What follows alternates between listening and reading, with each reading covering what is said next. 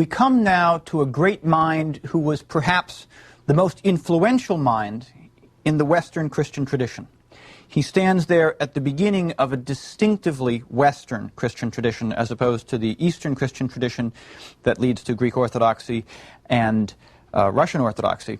Augustine is his name. He's really a founding figure for both Roman Catholics and Protestants, that is, for the whole Western Christian tradition. He was Bishop of Hippo in North Africa in the late Roman Empire in the 4th century A.D. He later became known as a church father. That means basically one of the teachers of the Christian faith at the beginning of the formation of the Western Christian tradition, who was just immensely influential in giving shape to the way Western Christians, both Catholics and Protestants, think about God and the soul and what links the two of them. In addition to being this immensely influential and authoritative figure in the Western tradition, and he really is the most important authority for the Middle Ages after the Bible, in addition to being this imposing authoritative figure, he is also one of the most passionate souls in the history of the Western tradition.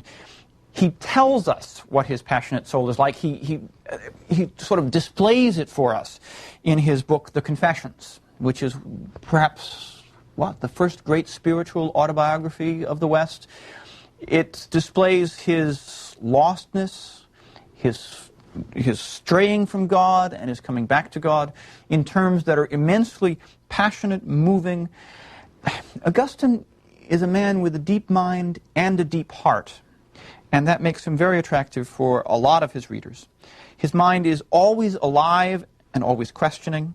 His heart is always on fire, and his mind is on fire, and his heart is on fire sometimes with the wrong kind of love, and that makes his story a real drama. And he is also, very interestingly and very importantly, a thinker who draws from both the biblical tradition, right? The Bible is the authoritative book for Augustine, but also from the Greek philosophical tradition. He didn't know much of Plato or Aristotle, but he did read Plotinus and was deeply influenced by Plotinus' spirituality. So Augustine is a Christian Platonist who forms the Western tradition in part by providing a synthesis between Greek thought and biblical thought. In fact, there's no single figure who's more influential in creating that synthesis than Augustine. Augustine's story of his lost soul in the Confessions is a lostness that you can understand in Plotinian terms. Think of Plotinus' image from the last lecture of the many souls facing outward, away from that divine center. The outward world, the external world, is a world of darkness, metaphorically. It's a world of bodies, literally. And when you're engaged in that outward world through desire, lust, pain, and pleasure, you are forgetful of what lies within. And that's one of the key dynamics of the story Augustine tells in the Confessions. He sums up, in many ways, the whole of his life at a key point in the 10th book of the Confessions when he says, "You were within me, but I was outside." Right? Amazing image. He was outside himself, out among all those pretty, beautiful bodies. He calls them temporal beauties, right? Beauties that belong to time. But God was inside.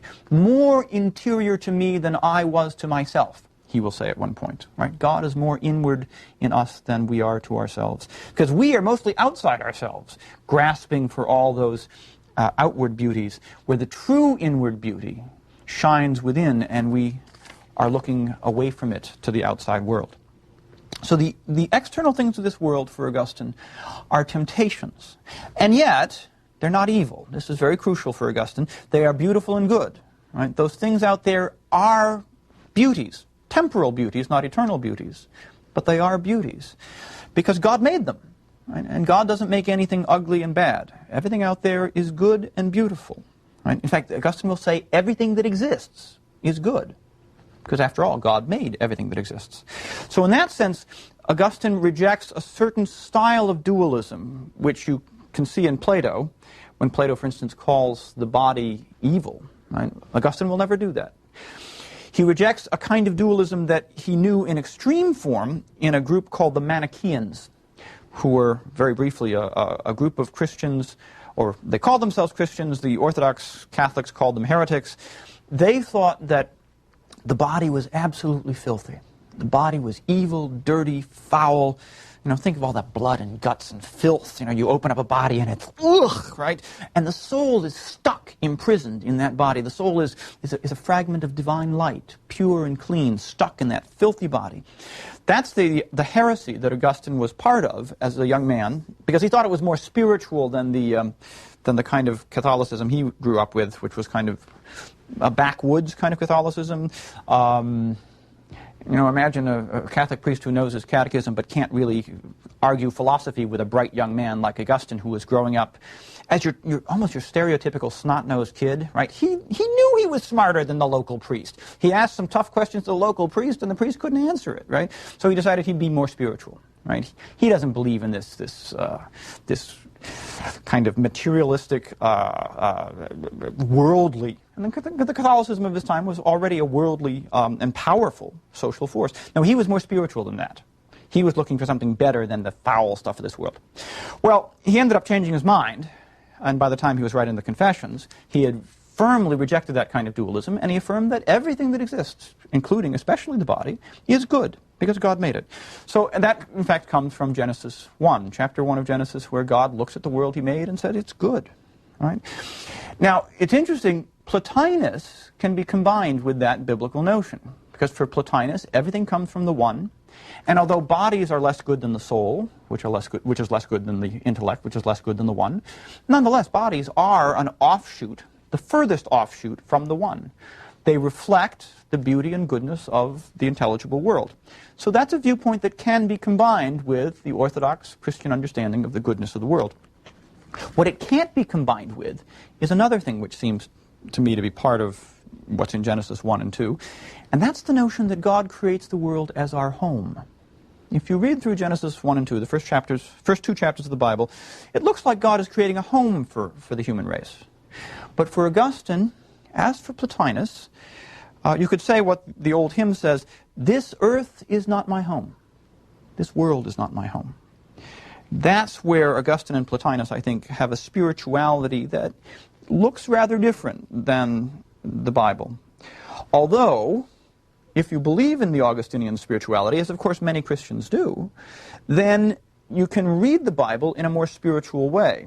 You use what is called a letter-spirit hermeneutics, which is very popular among church fathers and among Christian Platonists, to read a more spiritual meaning into the Bible, especially the Old Testament, which seems to be suggesting, that happiness consists in getting to the promised land and living on milk and honey, right? Which seems to be a very carnal way of thinking of happiness. Well, if you're a Platonist, you want to say that's a symbol of something more spiritual, right? The promised land of Israel certainly is not our home for these Christian Platonists, in contrast to Jews, for whom it really is home. But for Christian Platonists, the Promised Land is not our home, not literally. The Promised Land is a symbol of a spiritual realm, which is our home. We'll talk about what exactly that means in a minute. Now, think in a second about this inner-outer stuff that Augustine talks about. We're familiar with the inner-outer distinction in the modern world. We talk about it all the time.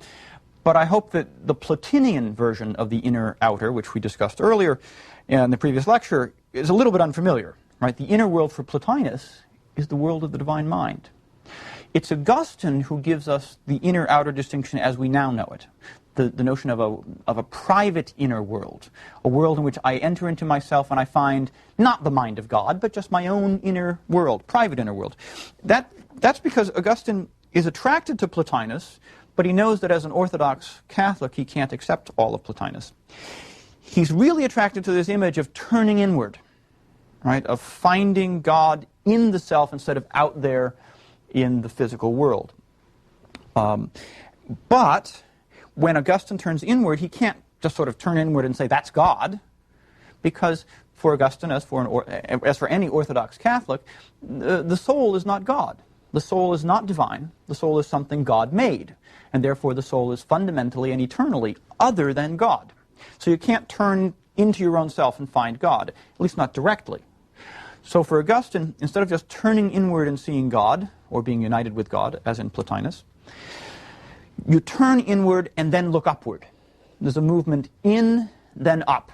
That is, you enter this private inner world of yourself and look upward at that divine sun, again that Platonic image, the divine sun which shines above your mind, because the divine sun is God. He made your mind, and therefore he is above your mind. Right? He's above your mind because he's the one who created it. So there's this double movement. Instead of just a turn inward, there's a turn inward and then a look upward. And that means that the inner space of the soul is our own space. It's not the same thing as the mind of God, right? So therefore we have a private inner space, our own inner world. It's the world of memory, Augustine will say, as well as imagination and thinking, right? The first thing we see when we enter into our own mind is our own private thoughts, which other people can't see. And it's when we look upward that we see what everyone can see inwardly if they enter into themselves and look upward. So the initial stage, when you're in but not yet looking up, is your private inner world. And that's, I think, the origin of modern thinking about the inner self as a private inner realm. Now, when you do get into yourself and then look up, what's happening? Well, it's that same notion of intellectual vision that you have in Plato and Plotinus, I think. This is controversial, but I see too much in common between Augustine, Plotinus, and Plato here to ignore it. This is intellectual vision. This is the mind's eye looking at the form of the good, that sun that shines down on the world of the forms. Augustine will call this, it's not Augustine who calls it this. The Catholic tradition later will call it beatific vision. We'll call it the vision that makes us happy. That's what beatific means. But it's an intellectual vision. It's a vision of the mind's eye, of the intellect. Now, we can't get the beatific vision simply by turning inward and looking upward in this life. The beatific vision is the state of being we have in what could metaphorically be called heaven. Right? Augustine doesn't literally believe our souls go up to heaven. Right? That's a picture. The literal truth is that heaven, eternal life, consists in seeing God with our mind's eye. That's beatific vision. Right? That's what heaven really is. That's what all the imagery in the Bible is about. But it is something like leaving the realm of this world to another world. But we don't get to have a permanent beatific vision until after death. In this life, when our minds are deeply imperfect and clouded by sin, when we enter into ourselves and look up, we might catch a glimpse of God. We might not. We might just sort of be stuck in the dirt in our own souls. But we might look up, catch a glimpse of God, but it's so bright, right? The sun shining so bright that we're dazzled. The mind's eye cannot take in all that light. And it's like looking at the sun. It darkens your eyes. It dazzles your eyes. You have to look away. So the experience of, aha, I see it, the experience of beatific vision, or rather, I'll call it a beatific glimpse, right? This glimpse of God's being, which Augustine describes, is followed immediately by this experience of dazzlement, of falling back down into the region of darkness and unlikeness to God. So Augustine describes that kind of, well, you can call it a mystical experience, right? But it's an intellectual experience of the mind taking in more light than it can bear. But when our minds are perfected after death, then we'll be able to take in all of that light and enjoy it forever. So that's Augustine's picture of what we're aiming for, right? What is our life about? Right? We think our life is about all these beautiful things in the external world, but what it's really about is seeing God. And we need to make that movement away from those external things toward God. And the Confessions is the story of how that happens. But now we need to add another element to the story, another conceptual element. We've been talking about intellect, understanding, inner and outer. But now we need to talk about love. Because after all, what's the force that drives this movement? Right? The force that drives all movements of the soul is love. Whenever the soul moves in any direction, inward, outward, upward, it's moved by love. And the part of the soul that does the loving is called the will. Right? Free will, or the will for short, is that aspect of ourselves which loves, whereas the intellect is that aspect of ourselves which understands. So love is the motive force. Love is what drives us and moves us toward what we love. Right? Love is like an engine moving us toward the thing we love. Augustine will say in a famous passage in the Confessions, "My love is my weight." Right? And in ancient physics, weight could drive you downward, but weight could also drive you upward. Right? Fire, remember, it has a weight that drives you upward. Earth has a weight that goes downward. Fire goes upward. And love for God, charity, in Augustine's technical terminology, is like a fire in the heart that drives our hearts upward toward God. Right? Whereas love for material things is like making our hearts muddy and stony and thud down to earth we go among things that are dirty and mortal and deadly. So, love is this motive force, and it has the effect, or the aim, it has first the aim and then the effect, of uniting us with what we love. Love is a unifying force. Right? And again, this notion of unity is very crucial for Augustine, as it is for Plotinus. Love unites us with what we love. It sort of glues us to what we love. We kind of glom on to what we love. The way, most importantly, one friend and another friend are glued together by love so that they become one heart, one soul. Right? Love seeks happiness by uniting itself with what it loves. Love drives our souls to unite ourselves with what we love and seek our happiness there. Seek what Augustine will call rest. Right? Because love is restless, but it wants to find rest in its beloved. So Augustine will say at the beginning of the Confessions in a famous passage, "Our hearts are restless until they find rest in thee," that is, in God. Because if you see, we've got this problem. We love these things out in the external world, and they're transitory, shifting, mortal, deceptive, right? And so we've got this problem that the happiness we long for can only be had really in a stable and eternal and satisfying way by glomming onto God.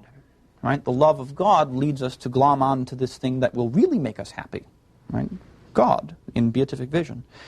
But instead, most of us, most of the time, including Augustine, glom onto things out here in the external world that won't make us happy. Right? I mean, you can think of this quite obviously. Some people glom onto money, right? As if gathering as much money to oneself will make one happy. Well, we all know that's not true. There's a temporary happiness to it, right? But it's not going to make people ultimately happy, right? That's true for most of the sort of sensual pleasures, right? You glom onto this stuff, but it's not going to make you happy very long. You know, Augustine has the example of a drunk man he meets in the street who was happy for a while until the hangover woke him up. But Augustine himself at the time was a young man on the make. He was a social climber, and he said, "I was in much worse state than the drunkard because I was trying to glom on to wealth, riches, power. And it was much harder to undeceive myself about that, to get out of this deceptiveness. The drunkard, he woke up the next morning, he knew he wasn't happy, but I thought that I was pursuing happiness in this false life." All right, so we need to discover where the real truth is, where the real happiness is, where our true love lies. When we glom onto these things that don't give us real happiness, that is called sin, right? It's not that we shouldn't love things at all other than God, but we shouldn't try to find ultimate happiness in them, right? And the punishment for trying to find ultimate happiness in things that don't give us ultimate happiness is that we don't get the thing we're looking for, right? The most striking example of this is in the best love of all, other than the love of God, right? The love of God, of course, is the best love. But there's the second best love, and the second best thing in the universe, really, is friendship, which is a form of love for Augustine, as it is for Aristotle and all other ancient thinkers. So when we unite ourselves with our friend, this is sweet and lovely and far better than, you know, money or pleasure or any of those other things. It's the best thing next to uniting with God. But your friend is mortal. Glom onto your friend, and just like everything else, you will lose, because you're loving what is mortal as if it could make you eternally happy. That's Augustine's message. And he gets this message across in one of the most amazing passages in Western literature. Augustine is one of the great poets of grief, because he knows firsthand what it's like to glom on to some mortal thing and try to find ultimate happiness in this thing which necessarily is going to slip through his fingers because it's mortal, even his friend. Right? And that's the hardest lesson of all and the deepest grief of all. Here's how he describes it. "At this sorrow, my heart was utterly darkened, and whatever I looked upon was death. My native country was a torture to me, and my father's house was a marvelous unhappiness.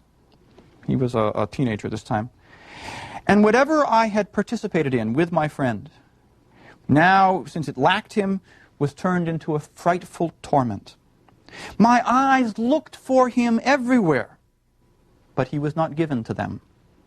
I hated all places because he was not in them. Nor could these places now say to me, "Look, he's coming," as they did when he was alive and absent. Imagine this picture of the whole world as an absence, the absence of the one you love who has now died. Augustine continues, I became a great question to myself. And I asked my soul, why was she so sad? Why was she so exceedingly troubled within me? But she knew not how to answer me.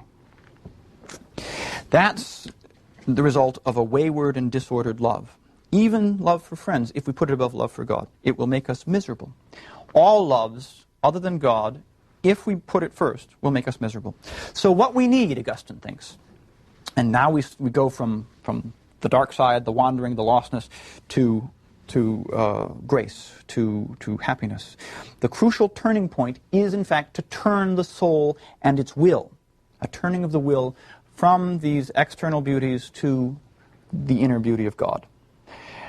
All we have to do is decide to turn our own will. A mere turning of the will is all that's needed. And as Augustine says in one of his early works, well, what's more in our control than our own will? That was an early optimistic statement. By the time he gets to the Confessions, it's much more complicated, much more difficult. It turns out that we are not in full control of our own will for Augustine, right? Because love forms habits. We get in the habit of, say, drinking too much every evening, right? If you're in that habit, you find it a hard habit to break. Augustine found the habit of sex hard to break. He had been living with a woman for 15 years. It was hard to turn away from that and turn wholly to God. Any habit of love is a habit that's hard to break. And that means that our wills become divided against themselves, right? On the one hand, we want to say, I want to turn my whole will to God. On the other hand, there's this lingering attachment, right? This sort of glue that makes it hard to pull away. Augustine describes this in a memorable passage in Book 8 of the Confessions, where he's describing the events leading to his conversion. He pictures it as something like what happens when you're trying to wake up. And you know you're supposed to wake up. The wiser and better part of yourself says, hey, it's time to get up. Come on, you got to get up. It's the right thing to do. It's the thing you have to do. It's the thing that will ultimately make you happier. You're not going to be happy staying asleep all day. Come on, wake up, wake up. Then the other part of you says, oh, just a little while longer. I'll wake up soon, but not yet, not yet. Let me hit the snooze button. Let me just, right? So there's these two sides of yourself, this division within yourself. It's only one self. It's only one will. And yet it's fighting against itself. And Augustine is one of the great poets of that conflict, the inner conflict of will. The wanting to wake up and find the truth, but also the lingering, luscious pleasure of just staying half asleep. Now, that means, you see, that we cannot turn our own wills on our own. So, how are our wills going to turn to God? We want to turn our will to God, but we can't succeed entirely, at least not by ourselves. So that's where grace comes in. And here's a crucial Augustinian notion. He gets it from Paul, he gets the language from Paul and some of the ideas, right? But he forms his own doctrine of grace. I think it's a fundamentally new way of thinking about grace that becomes absolutely crucial for later Western thought. The idea is this. Here's Augustine's reasoning. If I delighted enough in God, I would find it easy to turn from these other loves to God, right? If you're falling in love with God, as some people do, well, then it's easy to give up these other things, right? So what you need is something that will set your heart afire with love for God. And you can't just choose to fall in love. Plato observed this a long time ago, right? And there's a Platonic element in this notion of grace, right? We cannot just choose what we will delight in, because we have too many of these old carnal habits of delighting in external things. So grace is God's inward gift, right? He gives it to us inwardly so that our will finds it sweet and delightful to love God more than anything else. Right? So grace basically means the gift of falling in love with God. And as Augustine will say, all things are easy for love. Right? If you are just passionately in love with God, you're going to find it easy to give up drinking or old girlfriends or money or whatever. Right? All those carnal things that attract you away from God. So you see what's happening here, I think, is you've got Augustine taking Paul's talk about grace and interpreting it partly in terms of Platonic love, right? Of this love which desires these higher truths and which is like falling in love. Right? Remember how in Plato, the love for eternal beauty is something we remember and are reminded of by our love for earthly beauties. So falling in love is something that is fundamental for Platonic spirituality. And what we have to fall in love with above all is eternal truth, God. Now you notice this means that grace and free will are compatible in an important way, right? When God gives us grace, it turns our will to what we really want, right? It helps us wake up, right? It gives us the freedom to wake up and fight that lower and more carnal and more pleasure-seeking part of ourselves. So grace does not overcome free will, but it helps free will to do what it really wants to do. But it does mean that free will is not sufficient by itself. Without the help of grace, our free will is not going to find God. So grace strengthens and sets free our free will. But it does mean that free will is not sufficient, and that's very important for Augustine. Free will is not enough to get us to God. So in the larger doctrinal framework that Augustine develops in some of his later works, he works on an interpretation of justification by faith. Right, that Pauline notion that we noticed in the letters of Paul, which focuses on how grace leads us to love God. It all begins with faith, which then causes us to pray. Right? In faith to God, believing that God will help us, we pray for grace, as Augustine did when he was struggling to wake up in that conversion scene. He prays for grace, God gives you the gift of grace, and that causes you to love God. And that is obedience to the commandment, right? The great commandment to love God with your whole heart, mind, and strength. So loving God in that way is righteousness, right? Remember that key term from Paul. Righteousness consists in obeying the commands of God, which consists in loving God. So through this process, which begins with faith, you end up becoming righteous. That is, you're loving God as you're supposed to. And that will eventually lead you to the beatific vision. So this process, Augustine calls justification by faith. And this is what he thinks Paul is talking about. I suggested when I talked about Paul in an earlier lecture that that's not really what Paul had in mind. But it becomes the fundamental understanding of Paul in the Western Christian tradition.